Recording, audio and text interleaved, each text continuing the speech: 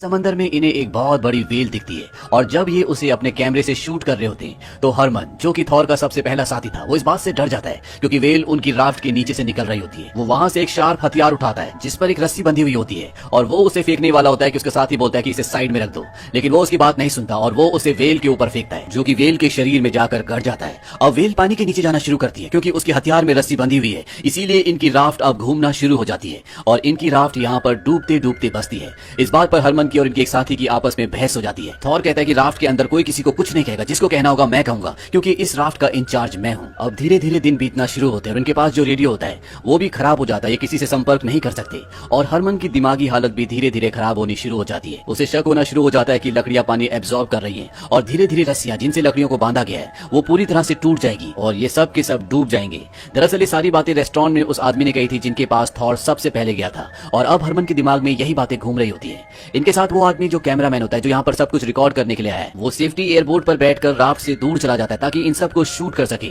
और जब वो इन्हें रिकॉर्ड कर रहा होता है तभी पानी में एक बहुत बड़ी शार्क आती है। यहाँ समंदर में चारों तरफ शार्क्स हैं जो कभी भी इन पर हमला करके इन्हें मार सकती हैं और इससे पहले कि वो शार्क उस पर हमला करती, थॉर उसे देख लेता है और वो एयरबोर्ड की रस्सी को जल्दी से खींचकर उस आदमी को बोट के ऊपर ले आता है और इस तरह से उसकी जान जाते जाते बचती है। लेकिन समंदर में हर एक जगह मौत है, हर एक जगह खतरा है। इन्हीं में से एक आदमी के पास तोता होता है और उसका तोता पानी में जाकर बैठ जाता है। तभी एक शार्क आती है और वो शार्क उसके तोते को खा जाती है। इस बात से उसे बहुत दुख होता है और जब वही शार्क इनकी राफ्ट के पास आती है तो वो उसे पूंछ से पकड़ लेता है और ये सब मिलकर उसे ऊपर खींच लेते हैं और उस शार्क को मार देते हैं, जिससे खून पानी में गिरना शुरू हो जाता है, जिसकी वजह से शार्क्स इनकी राफ्ट की तरफ अट्रैक्ट होती है और वो सब की सब इनकी राफ्ट के चारों तरफ घूमना शुरू कर देती है। हरमन इस बात से डर जाता है। वो वहां पर एक बॉक्स लेकर आता है जिसमें उसने स्टील की बहुत लंबी वायर्स रखी होती है और वो थॉर को बोलता है कि अब बचने का एक ही तरीका है, हमें अपनी राफ्ट को इनसे बांधना होगा, नहीं तो हमें से कोई भी नहीं बचेगा। लेकिन थॉर कहता है कि हम वैसे जाएंगे जैसे आज से 1500 साल पहले लोग यहाँ से गए थे और वो उन स्टील की तारों को फेंक देता है। हरमन का दिमाग पूरी तरह से अच्छे से काम नहीं कर रहा होता और उसका पैर स्लिप हो जाता है, पानी में गिर जाता है और इससे पहले कि शार्क उसे अपना खाना बनाती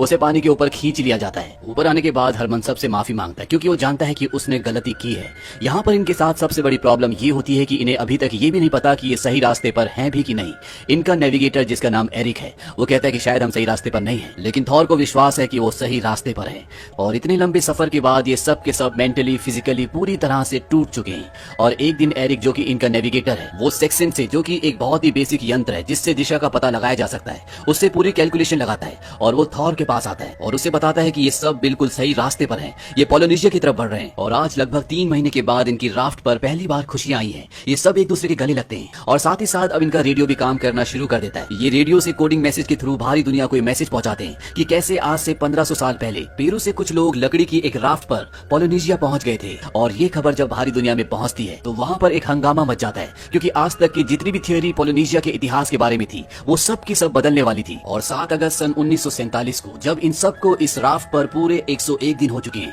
सुबह सुबह इनमें से एक को आसमान में एक उड़ता हुआ पक्षी दिखता है और इस बात से सबको बहुत खुशी होती है। पक्षी का मतलब ये है कि आसपास जमीन है, ये अपनी मंजिल तक पहुंचने वाले हैं। और तभी इन्हें सामने एक द्वीप दिखता है और ये वही द्वीप है जहां पर ये पहुंचना चाहते हैं, लेकिन वहां पर पहुंचने के लिए इन्हें बड़ी बड़ी लहरों का सामना करना पड़ेगा जो कि इतना आसान नहीं है। इसीलिए ये एक कैलकुलेशन लगाते हैं जिसमें हरमन इन सबको ये बताता है कि हर 13वीं लहर 12वीं लहर से ऊंची होती है, इसीलिए इनको अपनी राफ्ट को लंगर के जरिए रोक कर रखना पड़ेगा और ठीक 13वीं लहर से पहले इन्हें लंगर उठा देने होंगे ताकि उस बड़ी लहर की सपोर्ट से ये बीच तक किनारे तक पहुंच सके। ये लंगर डाल देते हैं लेकिन 10वीं लहर में ही इनकी रस्सी टूट जाती है और ये अब लहरों के साथ बहना शुरू कर देते हैं। लेकिन किस्मत इनका साथ देती है और ये सब के सब किनारे तक बीच तक पहुंच जाते हैं। और इस तरह से एक ऐसा सफर जिसके बारे में दुनिया का ये मानना था कि ये कभी भी पूरा नहीं कर सकते, ये 6 लोग उस सफर को पूरा करके न सिर्फ इतिहास लिखते हैं बल्कि पूरी तरह से इतिहास को बदल भी देते हैं। अगर इंसान के अंदर पॉजिटिव सोच हो, दृढ़ संकल्प हो, उसे अपने आप पर विश्वास हो, जो वो करना चाहता है उसकी तरफ उसका पूरा डेडिकेशन हो,